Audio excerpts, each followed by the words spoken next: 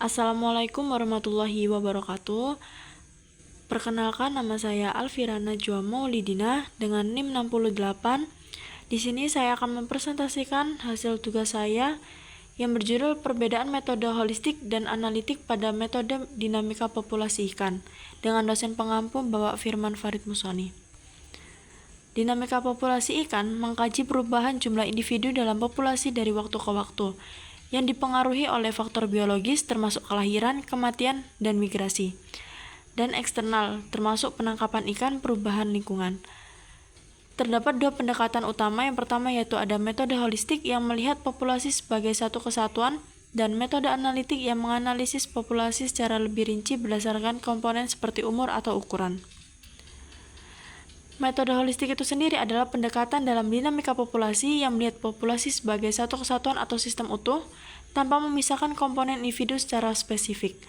Pendekatan ini berfokus pada pola perilaku populasi secara keseluruhan untuk memahami dinamika pertumbuhan, penurunan, dan perubahan populasi dalam suatu ekosistem. Ciri-ciri metode holistik yang pertama yaitu menggunakan data agregat, yang kedua ada tidak memisahkan komponen populasi, yang ketiga ada model lebih sederhana. Untuk contoh dari model holistik yaitu ada model Schaeffer, yaitu salah satu model pertumbuhan populasi yang digunakan dalam pendekatan metode holistik.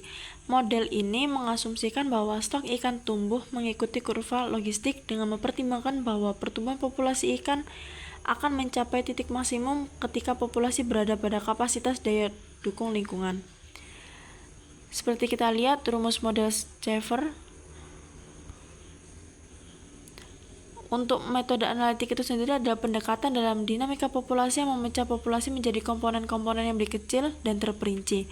Ciri-ciri metode analitik yaitu yang pertama ada memerlukan data yang lebih detail dan kompleks, menghitung dinamika berdasarkan komponen individu, dan yang terakhir ada analisis lebih spesifik dan akurat. Untuk contoh metode dalam pendekatan analitik itu sendiri ada 3. Yang pertama ada model berbasis usia, ada model berbasis ukuran, dan terakhir ada model Beaverton-Holt untuk analisis stok ikan. Perbandingan holistik dan analitik bisa kita lihat pada tabel di atas. Selanjutnya, kelebihan dan kekurangan metode holistik dan analitik. Kelebihan dari holistik yaitu mudah digunakan dan diinterpretasi, cocok untuk data terbatas. Kekurangannya ada kurang akurat untuk prediksi detail dan tidak mempertimbangkan variasi individu. Untuk analitik itu sendiri kelebihannya yaitu hasil lebih akurat dan rinci, mampu mempertimbangkan struktur populasi.